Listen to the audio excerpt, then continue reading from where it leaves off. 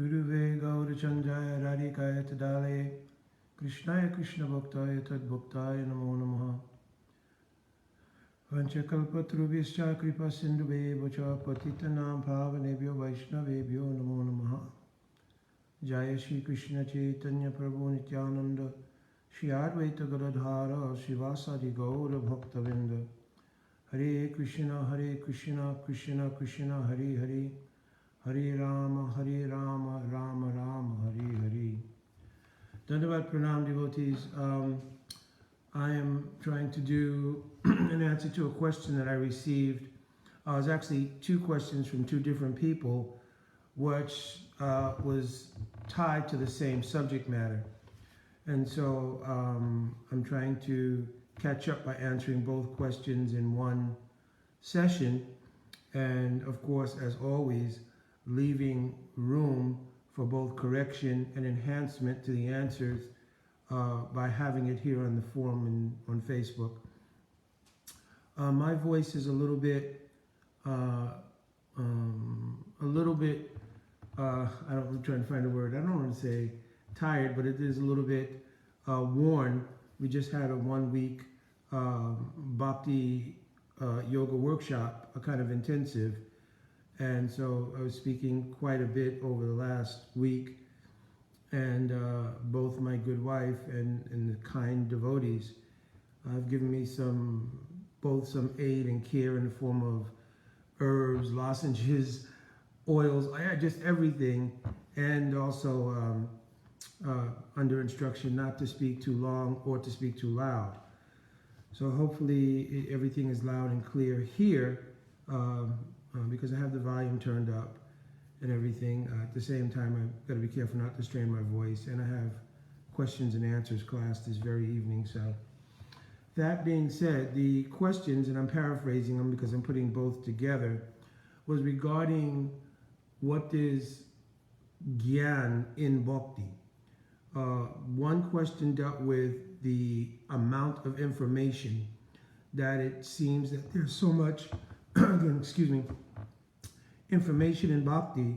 How is it possible that for us to be successful in Bhakti, we have to learn all of these things? So that was the gist of one of the questions. The other question was, someone was speaking to someone who was in a position of significance in one Sangha, and they mentioned that there's a lot of people who have Gyan, indicating that, someone may be very sastravid, means they're very learned in sastra, but it's just Gyan, and real bhakti is sort of in the heart, and it comes by, living bhakti. I'm paraphrasing. I think the statement was more like, don't be attracted to just Gyan, but actually live bhakti. And the person was a little bit bewildered by the statement, but because the person whom they heard it from was in a position of authority and significance for them, they didn't want to directly ask the question to that person, or they didn't want to ask for a more complete explanation, which happens sometimes that I've seen literally where, due to the intimidation based on the social status someone has within the Bhakti community, there is a sense of not clearing your doubts completely for fear that you may upset, or especially if it's done in a public forum, you may upset the atmosphere of that forum, or even upset the person whom you're addressing your question to. So, of course, this is unhealthy in Bhakti, because the whole basis of Bhakti is to ask relevant questions and to get clarity from that person in whom you've reposed your faith, or who you see as authority, to get clear answers and get your doubts removed. I told a story once of someone who was asked about the appropriate time in our unfoldment in Bhakti to practice Raganuga Bhakti. And the answer that the person of authority gave was so, first of all, there was many wrong components to it. Secondly, there were such intimidating and disparaging factors about Raganuga Bhakti, perhaps not intended, that the person walked away considering Raganuga Bhakti to be something as evil or as a distraction practically to practicing bhakti. So, we have to be very, very careful. I have another instance in which a young lady and her husband used to come and hear Hari Katha fairly regularly, especially the husband, actually.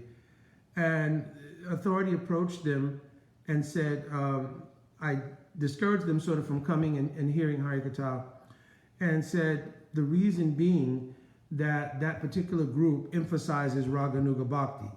Of course, what emphasizes means there wasn't clarity.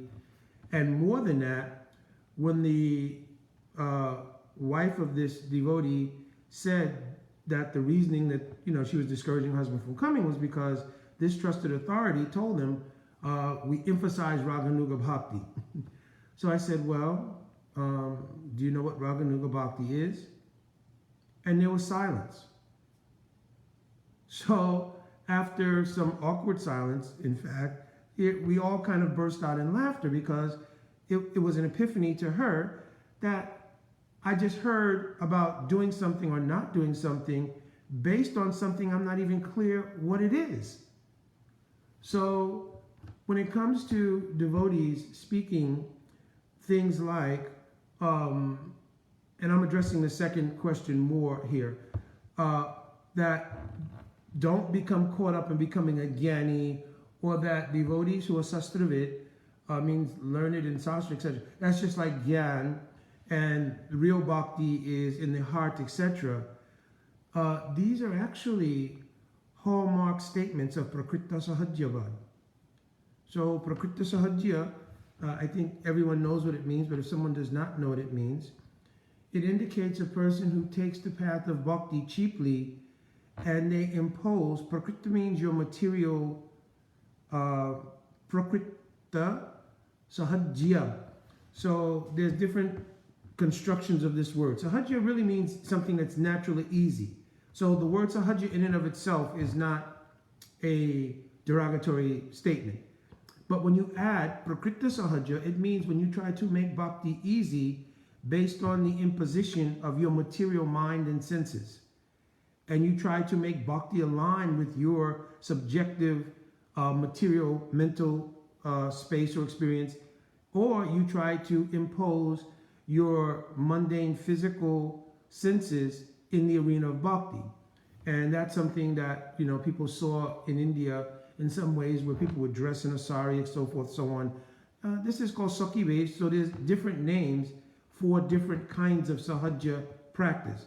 But it is equally prakrita sahajya tendency to dismiss the idea that practice of bhakti is somehow separated, void of, or not as important a factor to become learned in the practices related to bhakti. There are 18,000 verses in Srimad Bhagavatam, which is our essential scripture, our mool praman for everything. 18,000 verses, 335 chapters, over 100 stories, and then there are commentaries by our Guru Varga or our acharyas on all of that. There are 700 verses in Bhagavad Gita, and there are commentaries on all of them. There are commentaries by our acharyas like Baladev Vijayabhushan on Vedanta Sutra. Srila Jiva Goswami Pad has written over 400,000 verses. If you will see the Brihad Bhagavatamrita of Srila Sanatana Goswami Pad, it is a huge work. We have Brahma Samhita, only one chapter, the 5th chapter. So, and there's commentaries on that. So, if understanding via knowledge is not something really essential or intrinsic even to developing in bhakti, how would we reconcile this vast amount of writing? 1 or 2 books would have done. But here you have a myriad of topics in bhakti covered, and covered in thousands and thousands of verses. And even more to that point is there is a continuum. Our Guru Vargas are writing to this day. What is the point if knowledge is not a crucial or essential factor in bhakti? Sri Chaitanya Mahaprabhu was an eminent scholar of his time. Of course, it is part of his lila, but he was an eminent scholar of that time. And therefore, his later manifestations of bhakti, if you look in the context of Mahaprabhu's lila, is based in the fact that Mahaprabhu understood all siddhant. And so the palace of his tasting of bhakti, or bhakti rasa, was built on the foundation of tattva siddhanta. So the dismissal of the need, or even the persons who are trying to understand very clearly tattva siddhanta as being just gyan, and that just being gyan as some opposition to the sort of organic, natural feeling that's bhakti in somebody's subjective experiences, is kind of ridiculous in one sense. There's no way that a person can do the aswada, means to taste the intrinsic ingredients of rasa or bhakti rasa, if there's no basis of siddhanta. If you want to understand even what the rasa is, Ujjwal Nilamani is not a small work. Bhakti Rasamrita Sindhu, written prior to that, is not a small work. And Rupa Goswami Pad has written both of these things to give the presentation of what it means to understand and realize these things. So sometimes also it is a defense mechanism arising from either sometimes some laziness in application of study in bhakti, and sometimes also, depending on the karmic portfolio someone has, their ability to remember things or so forth, and so age, all kinds of factors go into this. But sometimes there's discouragement on the fact that I may not be able to remember this or remember that, and as a way to cover that sort of karmic situation, a person just blankly says, well, that's not even important. Because there is some pride invested in, I need to be equally evaluated as in bhakti as anyone else, even though I may not have applied myself, I may not have studied, etc. I don't want that to come out sounding wrong, because bhakti certainly does not make judgments on the basis of whether or not you are a scholar, quote scholar. Because scholarship is not the essence of bhakti, that's for true, that is certainly true rather, but there cannot be the development in bhakti without understanding what it is. So there has to be some reconciliation between these two things. So I'm trying to point out that bhakti and the knowledge that is derived about bhakti from those who are saranagit and those who are following our Guru Varga, it is not simply something material. It is a blessing from the Guru Varga if in your heart, in your mind and intelligence, you can be steeped in bhakti tattva. Bhakti tattva here means bhakti tattva, maya tattva, jiva tattva, rasa tattva, lila tattva, etc., as expressed in Chaitanya Charitamrita. Then that is a blessing from our Guru Varga. If someone doesn't have, like I said, due to some karmic arrangement, so much facility for digesting these things, still they won't disparage it. But by the sincere practice of bhakti, under guidance, they will hear so many things. What they hear, right, they'll be able to digest, and that will become the foundation for their growth in bhakti. But anyway, Shutta Smriti Puranadi Pantaratra Vidimvida Akantaki Hari Bhakti Utpat Yaiva Vakalpate. If there's no sense of understanding Shastra, right, no sense of appreciation of gathering the knowledge of Shruti, Smriti means Ved, Puran, etc., and you're going to practice bhakti just by your subjective feelings, then this is utpat, means it just causes a disturbance in the practice of bhakti. It won't reveal bhakti. Especially this comes sometimes because if someone is predominantly attracted to the mode of goodness, the mode of goodness is anukul for practicing bhakti, but it is not bhakti in and of itself. And sometimes the subjective experience of being in and around the mode of goodness carries two faults with it. One is it gives a false sense of knowledge, this is okay, and it gives a false sense of happiness. One of the hallmark characteristics that you will see around devotees or aspiring devotees who lean in the direction of what we're talking about, where they consider the intense study of Shastra, etc., even though it's clearly mentioned, Siddhanta Baili Chitta Na Kara Ulas. We should not be lazy in the matter of studying Siddhant, even when it is difficult Siddhant. Right?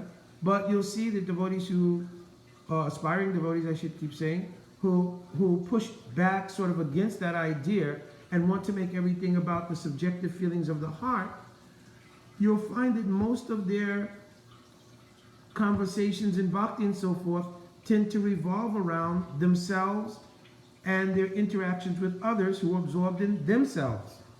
When the exact mood of bhakti is based on being absorbed in what is anukula, what is pleasurable for Krishna Chaitanya Mahaprabhu.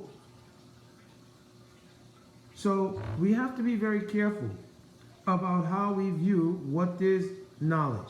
Even Jiva Goswami Pad has written the most complete verse describing what is pure bhakti. Anya abhilasita sunya jnana karamadi anavritam anukulyena Krishna anusilanam bhakti uttama. In this verse, the second part, anukulyena Krishna anusilanam, the root word or the dhatu seal means endeavors. So these endeavors are for everything that is anukul for bhakti. Because what is anukul for bhakti means what is anukul for Krishna, for service to Krishna. And in the first part of that verse it describes then how do we view gyan. Anya abhilasita sunya gyan karma adi anavritam. That gyan and that karma and other activities which do not cover bhakti is what is disparaged here, what is discouraged here. So then Rupa Goswami and Jiva Goswami go on to explain what kind of knowledge is not favorable for bhakti. Jiva, Brahma, Aikya Gyan, the knowledge that leads to impersonalism or leads to self-interest is not favorable for bhakti. But he describes Tat Parartha Gyan. Here the word Tat refers to Krishna. That knowledge of what is Krishna, what is Krishna's Maya, what is Krishna's Dham, what is Krishna's Leela, what is Krishna's Rasa, all these things, that is favorable knowledge. And Tvam Parartha Gyan, what is knowledge of the Atma, what is knowledge of the conditioned Atma, the liberated Atma, the nature of the Atma's unfoldment in Bhakti to Swarup Siddhi, all of these things are favorable to Bhakti.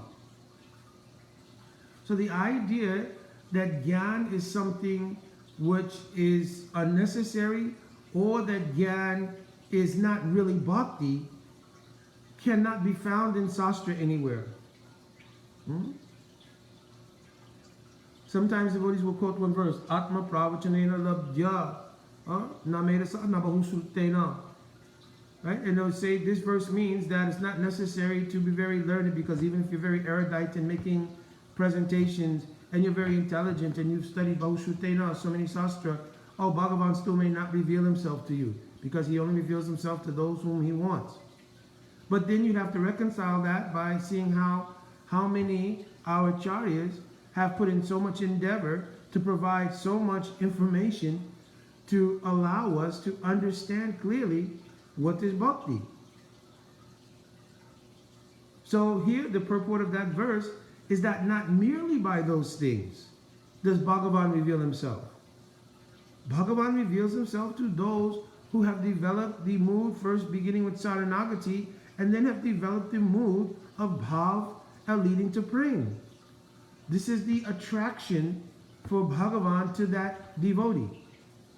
So it is not based on scholarship, but certainly coming to the point of understanding what the Bhav, going through the stages of Shraddha, sadhu sangha, bhajana kriya, anatravritti, coming to nishta. If you don't have sufficient knowledge in bhakti, how will you know how to practice? How will you recognize when you're not practicing properly? How will you recognize even the symptoms of your advancement?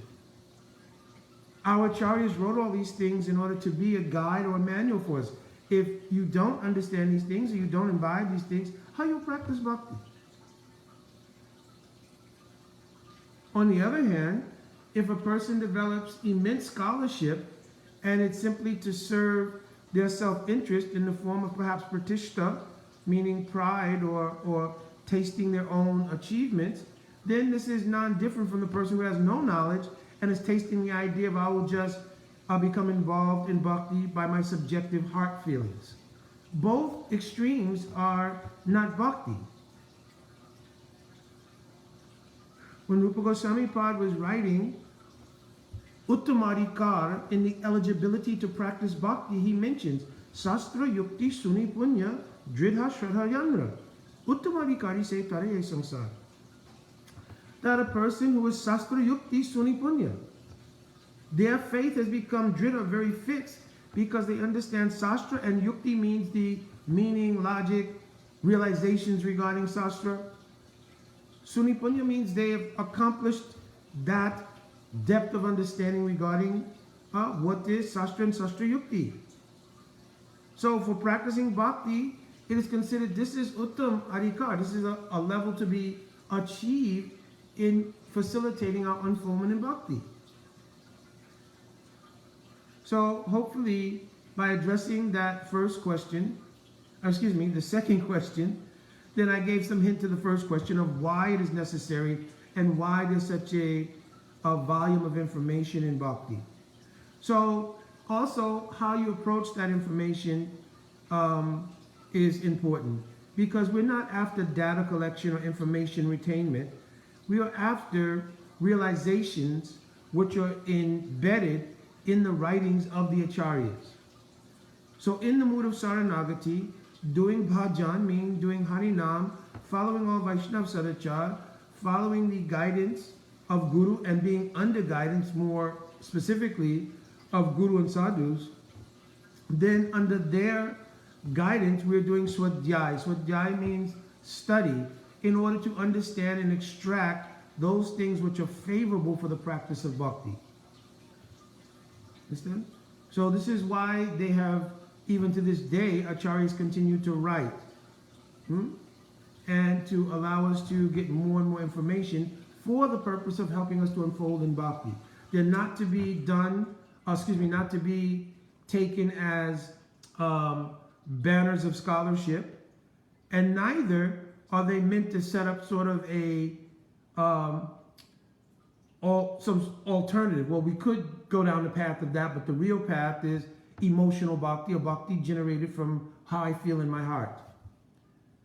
The latter, just how things feel in my heart, is the complete path to Prakriti Sahajyavad. And the other path is a complete path to becoming Mayavad, because the path of Gyan, right, when it is void of bhakti, then it becomes like Mayavad. Because the person becomes so obsessed in Gyan that the object of knowledge is lost.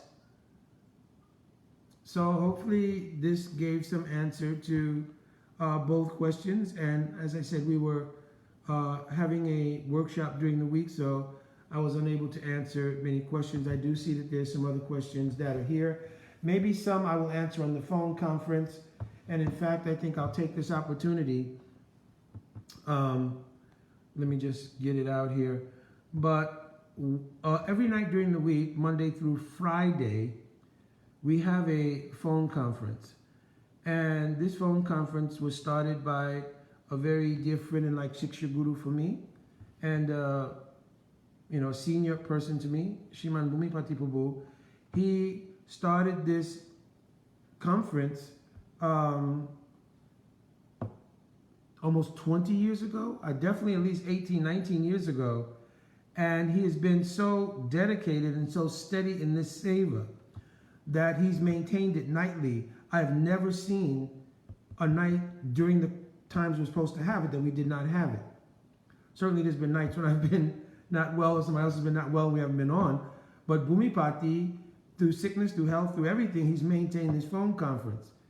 And Al Srila Gurudev directly blessed him that he was very happy with this seva. In fact, our whole workshop this week, which was an intensive, was based from the phone conference.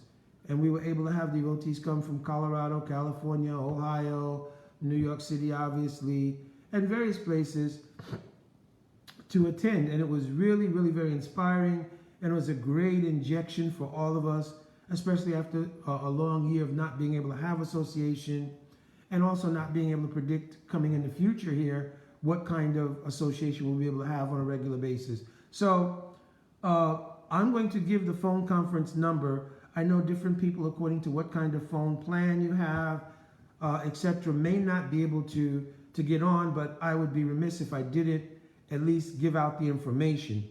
The phone conference number, and I'll repeat it a couple of times, 605-472-5672.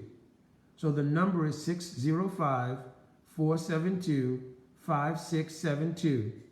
And then you enter the code 576151. 576151 is the code, followed by the pound sign. Once you have been able to enter the call, you can mute your phone so that you don't disturb the conversation by pressing *6. When you wish to ask a question, make a comment, you can push *6 to unmute. So this conference has been going on, like I said, for almost 19 years. On Monday nights, it starts at 7 o'clock, and it's usually a class that I facilitate, and it's based on questions and answers. So sometime I used to take opportunity to answer many of the questions I might get by inbox or messenger on that forum, but I then began to realize that a lot of people cannot get on the phone conference, so I transferred to doing it here on Facebook Live to some degree, and then additionally doing it sometimes on the phone conference to just make it broader, the ability to access it. On Monday night, as I said, it starts at 7 p.m. And on Tuesday through Friday, it starts at 7:30 p.m. Eastern Standard Time. So that's 7 p.m. Eastern Standard Time on Monday, 7:30 p.m. Tuesday through Friday Eastern Standard Time. And there are occasions when we are going through a particular study, like Bhagavad Gita, with the various translations, or Jaiva Dharma, or Urbana Siksha, so it varies. And there's sometimes which there are special days, like any Vaishnav Tithi that may come up, whether it's Balaram Jayanti, which is coming up soon, obviously Rupa Goswami Pad's appearance day, right, or disappearance day. So sometimes the subjects are adjusted for that. On Mondays, as I mentioned, questions and answers is the basic format, unless there's something very special. And what that does is facilitate devotees getting a chance to whatever they've digested throughout the week on that Monday to get clarity and to have discussions around it. So again, hopefully for both Prabhu and for Didi, because they were both people asking questions, I hope that this answer was sufficient. I always offer the opportunity that you can follow up if there's something that I need to add additionally. And as I mentioned, I paraphrased the questions in the very beginning, so any other devotees also may comment and give elucidations. If you came on late or anything, and the premise basically is, one devotee was asking why there's such a volume of information in Krishna consciousness. And a follow-up to a question was, do we have to really digest all of that to become successful in bhakti? And the second question was more of a statement that someone heard from a person in authority regarding the fact that, a lot of people are just into Gyan.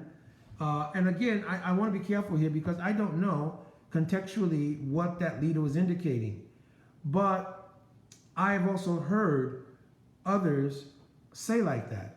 And I gave a couple of examples where the idea of being dismissive of the necessity of studying very deeply the sastras has been done. People will say, well, that's just gathering gyan, just do bhakti. Be from the heart, and other such terms like that. And these things, as I mentioned, are a hallmark quality of leading down the path of Prakriti Sahajyavad. Because the basis of the practice of bhakti doesn't come from the material conditioned heart. It comes from the illuminated heart that's been illuminated by Suddha Sattva. How to attain and practice in such a way to obtain Suddha Sattva is written in volumes of books given by our Guru Varga and by our Acharyas, right down to our Srila Prabhupada, our Srila Gurudev, who wrote voluminously, right, even though there were so many things written already, in order to allow us to understand this process. So if you think that you can practice bhakti void of obtaining knowledge related to bhakti, then that's obviously a ridiculous idea, right? And that someone may have deep considerations and deep understanding of the Shastra, we should look very lovingly, oh, Guru Varga has blessed that person, right? I look very lovingly at devotees in any capacity. That devotee was blessed with such ability to do kirtan. Of course, kirtan means kirtan with understanding, right? Not that we're just attracted to the quality of the voice and the expertise of instrumental play behind it. The last day of our workshop, we went over understanding what it really means to do kirtan.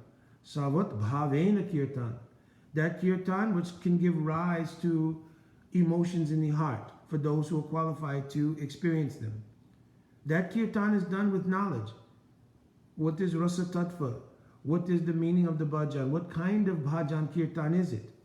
Siddha Lalas kirtan, Nam kirtan, Leela kirtan. And what mood is present in that kirtan? So there's, even in the science of doing kirtan, and kirtan or Nam is the essential anga of the entire 64 practices of bhakti, how to understand what is the moods and everything related to doing kirtan and Nam. This is also a study, right? Because it's not meant simply for our satisfaction. Though our Guru Vargas were always happy to see us dovetailed in doing backflips in the kirtan and playing various instruments in the kirtan, dovetailing our propensity for doing those things. I spent a whole career, I had 2 careers, and one was as a musician, right? But I don't really have an attraction to mixing what was my professional life as a musician with practicing bhajan life. I don't have that attraction, but I'm not disparaging it. If somebody has attraction to playing a particular instrument for doing the kirtan, it's fine. But there is a mood to kirtan. And there's a reason why kol and kartal, or mridanga and kartal, are the essential ingredients of kirtan. In Kaituri, Janava Ma, who presided over the big festival that Narottam Das put on there, she gave approval to the kirtan that was presented by Narottam. And there's a reason for it, because it was completely anukul to developing moods in bhakti. So we cannot just, like I said, by heart feelings, you can inject, we'll play djembe drum in the kirtan. It is not some super negative thing, so don't misunderstand. Mukunda was saying we should never have a djembe in the kirtan. I'm not saying.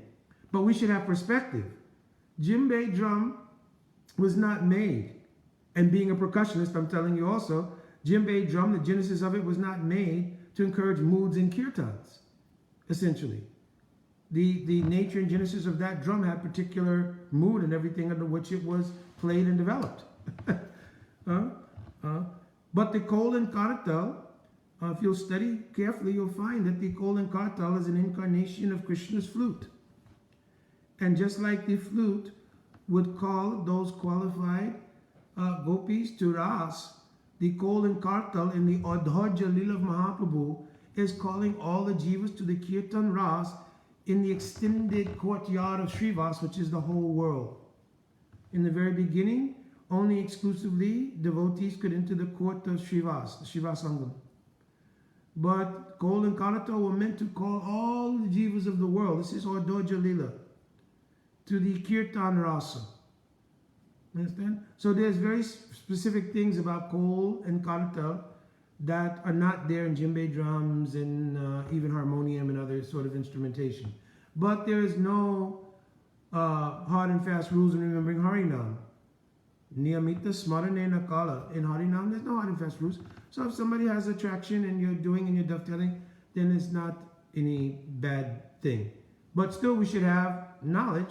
What is the real mood and real ingredients of Savat Bhavena Kirtan? Kirtan, which was done by our Guru Vargas, and why they did like that. All right, I'm beginning to go a little bit long, and I do have some other duties to do, just having returned from being out of all of those things for 1 week. So I'm praying, as always, to devotees to give me your kind prayers, to Guru Dev and our Guru Vargas for continued service and aspirations in service in this path of bhakti. Vancha kalpatarubhyascha kripa sindhuvacha patitanam pavanebhyo vaishnavebhyo namo namaha. Jai Radhe Radhe.